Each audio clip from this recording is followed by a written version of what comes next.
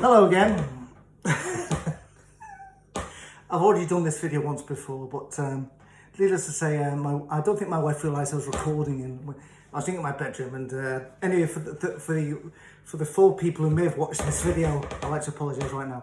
Anyway, let's crack on to a brand new video. Anyway, let's just say, Jesus Christ. So anyway, this week, of course, we got this, I think it dropped down on Friday, this new clarification on the blood. Obviously, everybody's heard about it by now, apart from Jehovah's Witnesses who've understood this. But basically, as we now know, what was forbidden before, whereupon you could, if you knew an operation was in maybe 3 months' time, you could get your blood extracted from you and stored away just in case during the operation you actually needed it to do something called save your life. That was not an opportunity you could take as a Jehovah's Witness since they stopped the use of blood in the 60s or whatever it is of the past. However long that's going to be, 50 years, I don't know. And so literally thousands of witnesses who maybe could have been saved by this wonderful new opportunity from Jehovah God through his governing body to save your life. Anyways, this is a Captain Morgan. I haven't had these for a long time, but anyway, all aboard. And I said to Dino last night, I look forward to the first Carters that I meet, and I'm going to basically say to them, well, you know, what's the script of this with new teaching? How would you understand it? Little did I know that I would not have to wait long. So basically, and I've done this video before,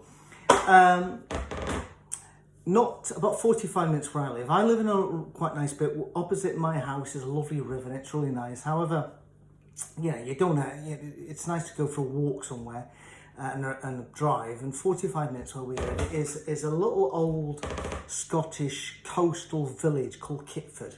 In Kitford, it has 2 pubs. It has a little place at the end which also just does ice creams and anything non-alcoholic, and it also has what we have in many places in Britain. Is it has a little shelter, not a bush shelter, but it's a wee shelter, Victorian shelter, where people would then go and shelter if the weather was a little bit crappy. Now, my son, my wife and my dog all like ice cream. I don't particularly. And so while they were in the shop in this queue getting ice creams, I thought I'd wander to where this little shelter was. Lo and behold, I see an abandoned cart there at the shelter. Obviously it's a square looking thing, you know, a little bit white wallet. So one end of here is the cart, and then there's benches all around. So I just thought, Jesus Christ, this is the opportunity. And I went round the corner from where this abandoned cart was, where there were 2 women sitting there. I think they were having drinks, not alcoholic drinks obviously, or ice creams or whatever it was. Ice cream, lollies. And I said to them, I says, is that your cart there? Because I wanted to make sure I was speaking to 2 Jehovah's Witnesses, not 2 complete strangers. Well, they were complete strangers, obviously. And they said, yes, it is. And I says, I've got a question for you. And I just says, can you explain to me why Jehovah's Witnesses are now, due to this new blood clarification, are able to store their blood for an operation they may have in 6 weeks' time, just in case they bleed out, and where they can have a blood transfusion of their own blood back, when that was absolutely banned up until this week of doing that. And obviously lots of Jehovah's Witnesses would have potentially died for not being able to take this new offer of extra life. There were 2 women there. There was a tall. They were both. I don't know if the other woman was English or not, because she really spoke. She was like a wee mouse. But the other one was a bit more bullish, a bit more, as we say in Scotland, gallus. And she had an English accent, a bit like myself. I can't imagine which bit of English she was from. And I think she's probably an elder's wife. So here they are on a Saturday, probably 2 pioneers, and she becomes the spokeswoman. The other woman looked completely blank, as though I just hit her with something she'd never heard of before. And I think probably she'd never heard of this before.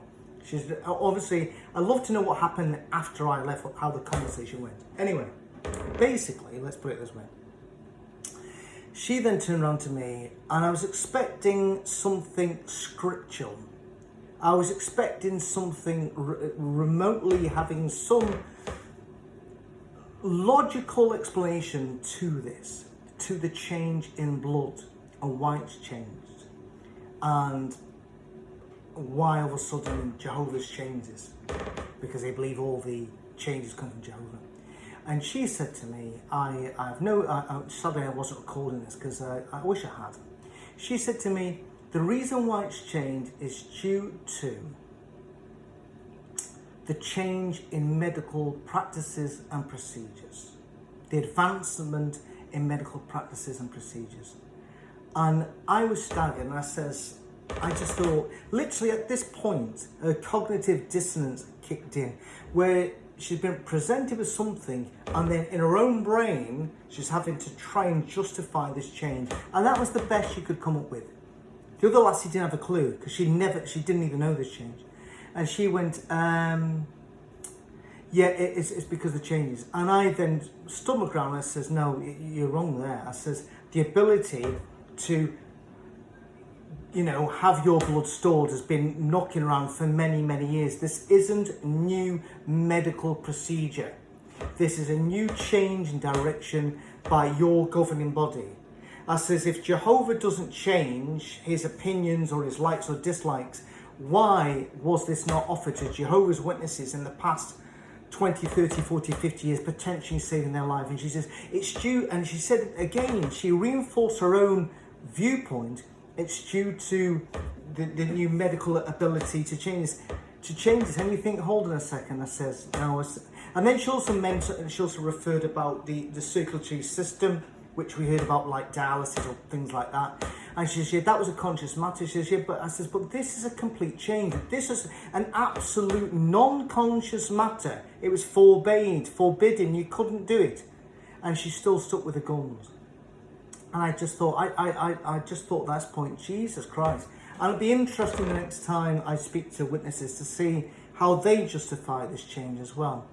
And I said, look, people have potentially died because of this change. I says, when it comes to, and I think at this point, she knew, I think the penny dropped as a witness, because I referred to the governing body in Jehovah, and she says, oh, well, did you used to, did you keep do you keep up to date with stuff? I says, I don't.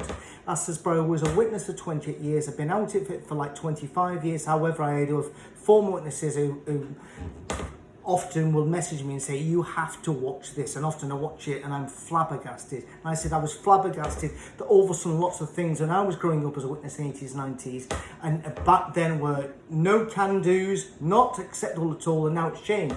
And I raffled them through them. I says, higher education, further education, you couldn't do that when I was a witness. And I pointed them and says, you two girls wearing slacks, that was a no-no. And they sort of laughed at the point. It says, growing beard, she says, well, you're growing a beard now? It says, yes. It says, but if I'd been growing a beard in the 80s and 90s, I couldn't progress in your organisation. It says, however, now you have governing body members who grow beards.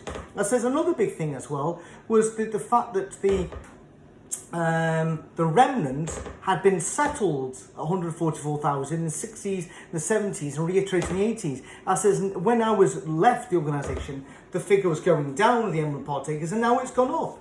I says, how is that even possible?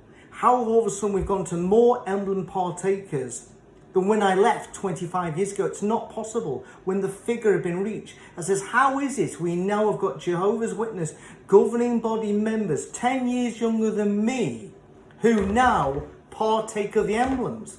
I said, as somebody 10 years younger than me in the 80s and the 90s and started taking them, we would have at that point, and actually I looked directly at the other woman to drive my point home. I says, would at that point would have been seen to have been apostate or mentally ill. I says, now it's the norm there. I says, there's so many things now changing with the organisation. I said, the reason why I left was due to the generation, changing that, and all of a sudden it's now the overlapping generations. She was aware of this. I says, that's going beyond the things that are written, and that's what we used to pull up with other religious organisations who did the same. And then, of course, I had to obviously reference the cart. I said, for instance, I said, your cart's round there now. I said, when we used to go street witnessing, like allegedly you're doing at the moment, if I was out with our elder and we let people go past, he'd pull me up and say, see that person? Well, why did you just let them walk past you? You know, he'd say to me, why, you know, I says, even if people were busy, she said, can I just give you this leaflet? And then they'd go, yeah, okay. And then, of course, even if they never spoke to us, as we thought in our hearts, well, at least that may be the little seeds that they'll go and read on the bus or in the home or later on and give it to somebody else, which may start their interest in becoming Jehovah's Witness. I says, you don't do that. I says, I do not understand this. I says, I'll ask you the same question as everybody else. I says, if Jesus was here with you two right now, would he be sitting between you two right now with the cart there, or do you think he'd speak to people? And he says, well, no, he let people approach him and says, no, he didn't. No, he didn't. He went out. He says, well, this is just part of our service. We obviously go and shut doors. He says, but when we're doing this, we think that we don't want to invade in people's spaces. So we think this is the best way of just leaving that there. If the right heart condition, they'll come and approach us or take away literature. And I says, hold on a second.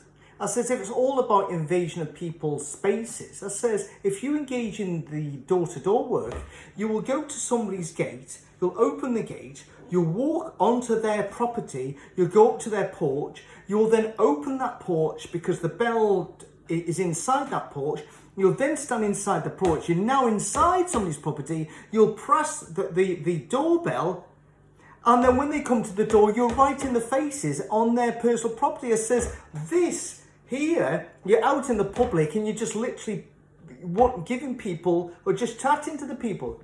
I says, surely that's more invasive than you approaching people here.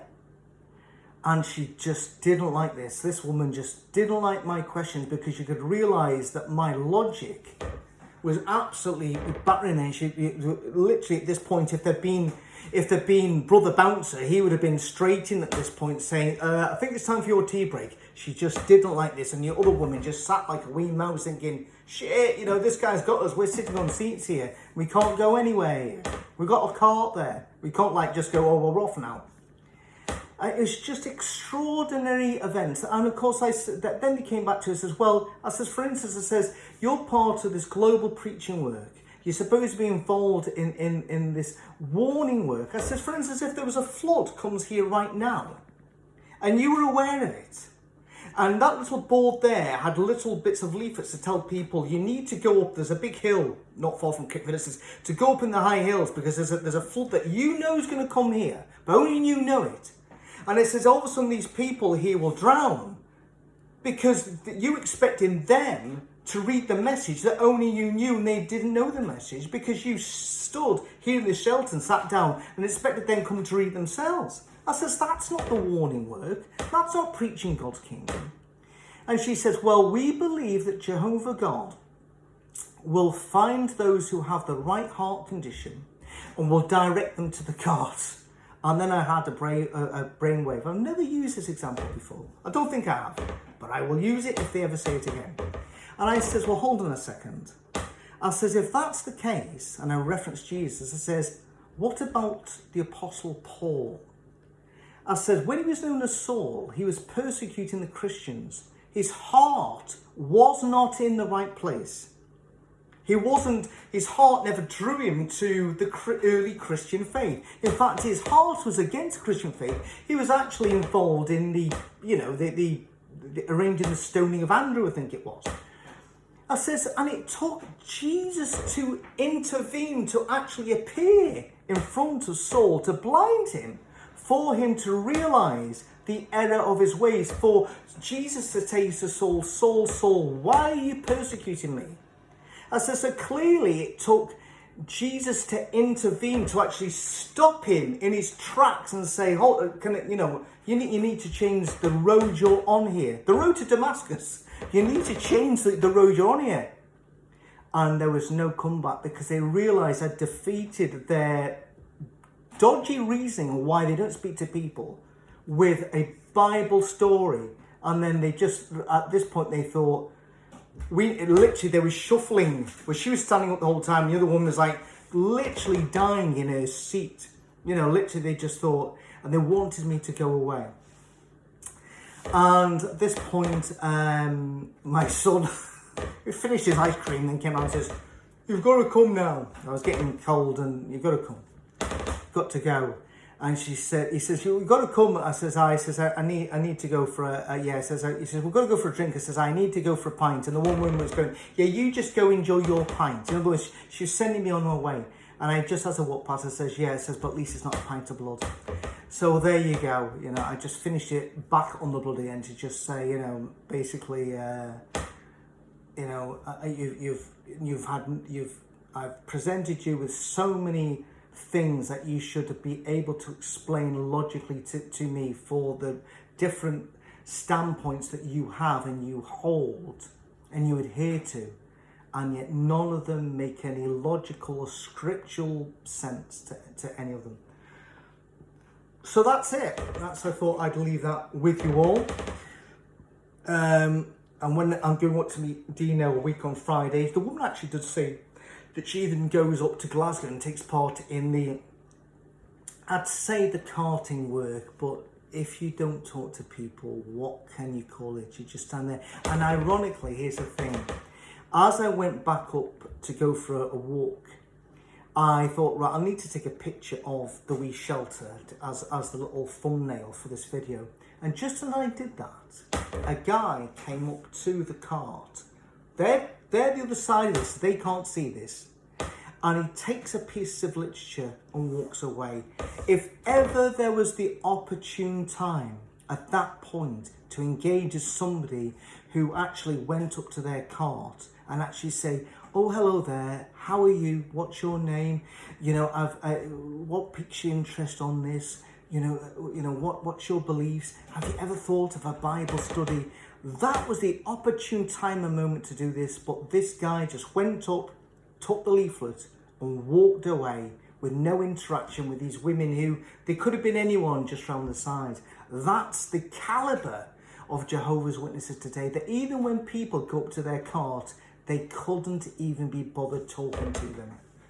Honestly, this organisation is, as we say in Scotland, is rank rotten from the top to the bottom. It's unbelievable.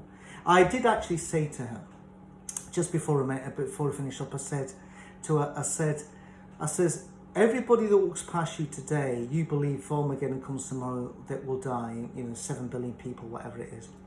I said to her, and Jehovah will look to you and say, that person passed you that Sunday and Saturday, and you never spoke to them, and they were reaching out, but you never approached them. And unfortunately, they were still a Catholic or a Protestant or a non-believer. So unfortunately, I had to put them to death. And I will ask you why you never spoke to them that day. And you will say to them, well, that was the guidance that we have from the governing body. I said, so you and the governing body are going to be both blood guilty for that person losing their life. And they absolutely didn't like it. Anyway, I need to put my sprouts on now, so I'm going to have to go. But anyway, I just thought I'd leave that with you, and hopefully it might inspire some of you to go and approach Carters and do more of what we do. I'm hoping the other woman who was with this, I think, eldest wife may think about what I've said. I can only hope that they do, because I'm with this blood thing especially, I'm a dog with a bone. This, because all the other things, beards, further education, all those things like career choices, but this, and unable to take your own blood, has cost people their lives, and that's a serious thing. Anyway, see you later. Bye bye.